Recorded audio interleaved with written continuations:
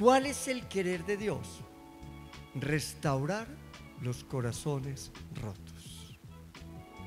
Eso es lo que Él quiere. Que todos aquellos que sentían que su vida había perdido el sentido, el horizonte, o que perdió el valor ante los ojos de su Padre, lo recuperaran.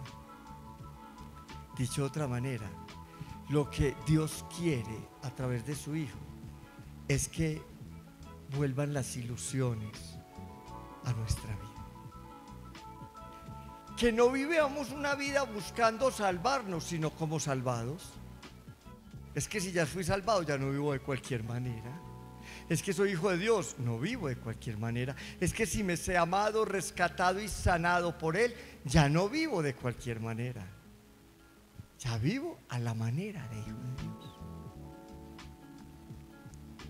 ¿Sabe a qué vino Jesús? A abrazarnos en nuestra soledad. Porque hoy más que nunca, llenos de gente y profundamente solos. ¿Cuántas personas solas y arrinconadas? Y hoy como nunca los medios de comunicación, la posibilidad de conectarnos unos con otros. Y hoy Jesús viene nuevamente a nuestra vida a abrazarnos en la soledad, a consolarnos en las tristezas. Es que vivimos muy tristes y hemos tenido motivos para estar tristes. Acabamos de pasar una pandemia la berraca, donde todos por lo menos tenemos un muerto en el cielo, pues un pedacito de Dios en el cielo. Todos. Un vecino, un amigo, un conocido, un familiar. Momentos muy duros. Nosotros no tiene lágrimas con frecuencia. Pues por esas lágrimas se hace hombre. ¿Sí? Para dignificarnos, para devolvernos la dignidad de hijos de Dios que nos arrebataron, porque yo no sé quién nos dijo que no teníamos un lugar en su corazón. Yo no sé por qué le creímos tanto al que nos dijo que Dios no nos ama porque nuestro pecado es muy grande. Esos fueron los motivos. Dios no envió a su Hijo para que lo mataran, sino para darle plenitud a nuestra vida, para comunicar lo que significamos para Él. Vaya, dígales al oído, gríteles cuánto los ama. Como dice la palabra, para devolver la vista a los ciegos. A eso vino. Todos vivían como enceguecidos, no veían con claridad, los horizontes estaban perdidos, a todos los mandaban para el Sheol, que era el lugar de la muerte, el lugar de la oscuridad. Para devolver la vista a los ciegos, liberar a los cautivos de todo tipo de esclavitudes, para anunciar el año de gracia del Señor. A eso vino. Pero les digo que es buena noticia. A mí me duele tanto cuando en nuestro caminar de fe encuentro gente supuestamente creyente como tan pesimista, tan sombría, que por más mal que estén las cosas mañana pueden estar peor. ¿Qué has hecho? Nada. ¿Qué vas a hacer? Menos. Una cantidad de cristianos que no parecen vivos sino mal enterrados. Una iglesia tan triste, tan aburrida, como que es un peso caminar en las cosas de Dios. Donde uno va a una Eucaristía a veces, todo es mal. Donde regañan a los que van a misa por los que no fueron.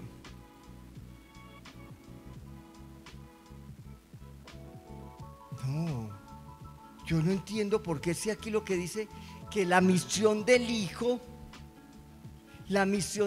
es comunicar la buena noticia. Si usted no es buena noticia, si usted no es optimismo, si usted no es esperanza, si usted no es alegría, en medio de sus lágrimas, de sus caídas y todos los errores, entonces usted no está haciendo el camino de Jesús. Usted no se está configurando con su Padre. Con su Padre. Qué pesar, pero hoy en nuestra iglesia y en muchas iglesias cristianas se habla más del infierno que del cielo. Se habla más del pecado que de la gracia. Predican más al diablo que a Dios. Usted no ha visto que hay mucha gente que ve el diablo, pero a Dios no lo ve. Usted está como poseído. A usted le están haciendo daño. A usted lo están trabajando. Porque no vemos a Dios. más gente a la parroquia para que le saque el diablo que para que les meta a Dios. Usted le puede sacar el diablo a mi marido, entonces la sacan a ella de la casa.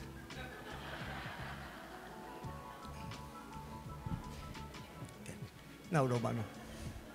Es que no. Era un mal chiste. No, yo le digo, a ver, la tarea de nosotros como evangelizadores, como hombres de fe, como personas creyentes, es estar sacando diablos. No, la tarea de nosotros es estar metiendo a Dios en todas partes. ¿Y dónde está el Dios? Como lo decíamos ayer, son incompatibles. En un corazón lleno de amor no cabe el odio. Lleno de perdón no cabe el resentimiento. En un corazón lleno de generosidad no cabe la envidia. En un corazón lleno de compasión no cabe la indiferencia. En un corazón lleno de misericordia no cabe el juicio. Entonces lo que tenemos que hacer es llenarnos de Dios, porque lo otro sale disparado. Diablo significa no Dios. Entonces diablo porque ya está Dios. Esa es la tarea. A eso vino.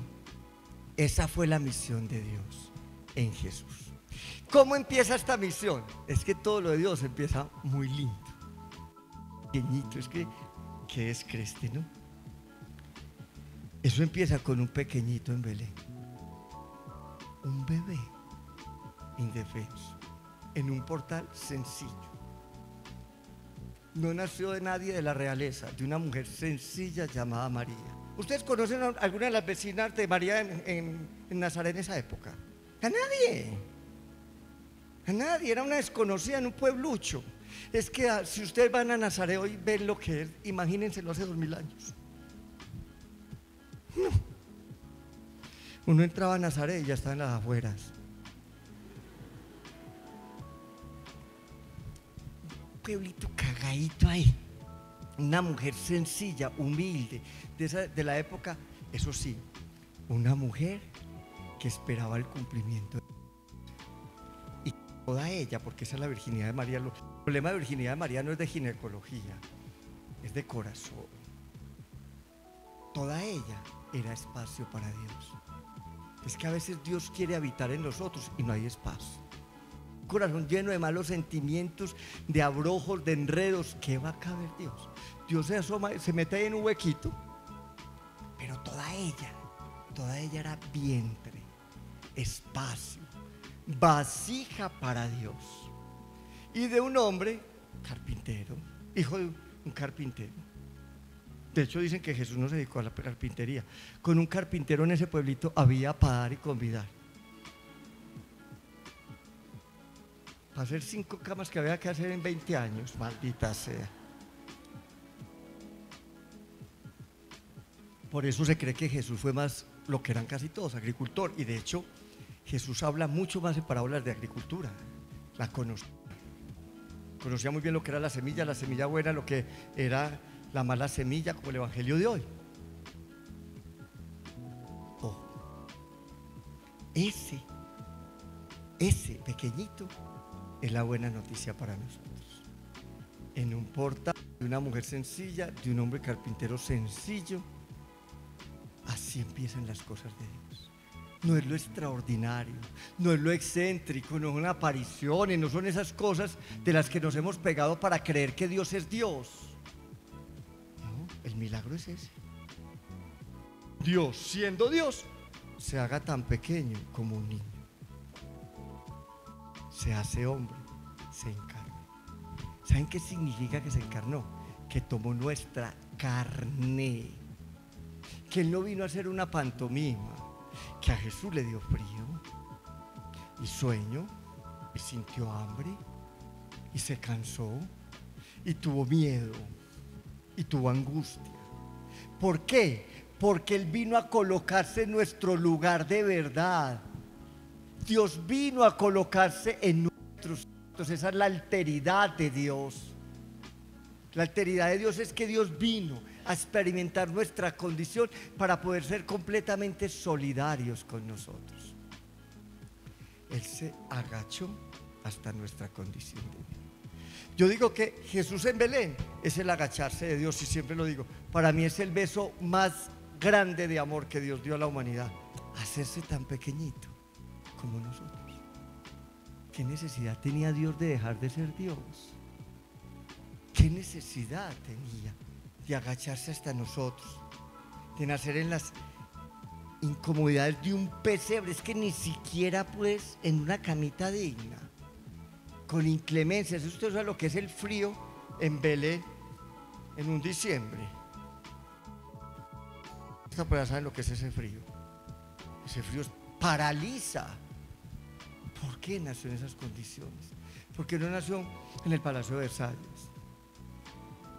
O el Palacio Real de España, o en esos palacios que han hecho los obispos al lado de los palacios reales. ¿Por qué no? Porque quiso ser tan pequeño como nosotros, como el más pequeño de los pequeños. Todo ese amor infinito que siente por cada uno de nosotros, ese amor que lo desborda, brota de ese pequeño corazoncito. Ahí empieza a abrazarnos a todos. Dios vino a abrazar nuestra historia. ¿A qué vino a salvarnos el Señor? El Señor vino a salvarnos del desamor y nos salva con el amor. Es que el amor es el que salva. Cuando usted coge ese papá que te cuesta tanto y lo amas, lo salvas. Cuando tú coges ese hijo, pues te provoca matarlo, ¿sí o no? Te aguantas las ganas de matarlo. Lo amas, lo comprendes, lo escuchas. Puede que ese hijo no cambie, pero ese hijo vuelve a tener un lugar en tu corazón. Vuelve a tener un lugar en tu corazón. Esa es la salvación. Y si hemos sido salvados, todos nosotros tenemos que ser instrumentos de salvación. Usted puede salvar mucha gente. Ámela y la salva. Eso es Dios.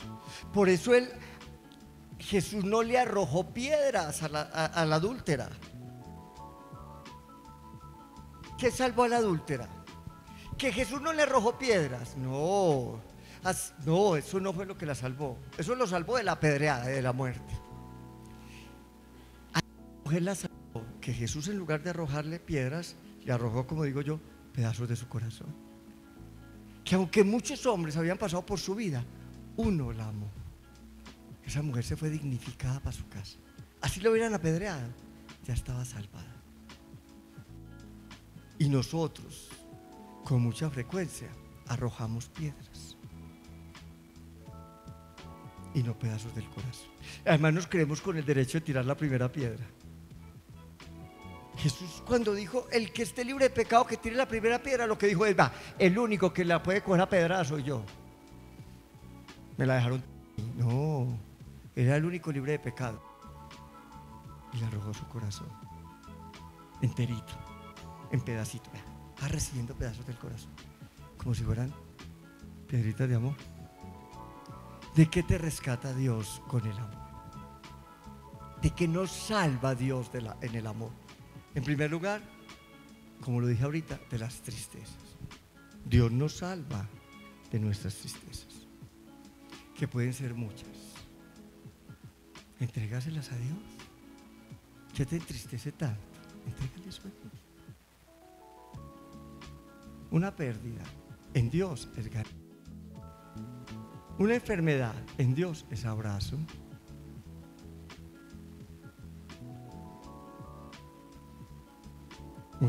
Una soledad en Dios es compañía. Entréguele a Dios. Hoy es un día para entregarle a Dios eso que te está entristeciendo la vida. Este hijo, entrégueselo a Dios. Pues no lo vuelva a quitar, entrégueselo a Dios. Esta relación, entréguesela a Dios. Esta situación económica, entréguesela a Dios. Él viene a rescatarte. Y puede que mañana no tengas una economía bollante, o que ese hijo cambie un día para otro, pero tú tendrás tanto amor en el corazón que nada de eso te quitará la paz.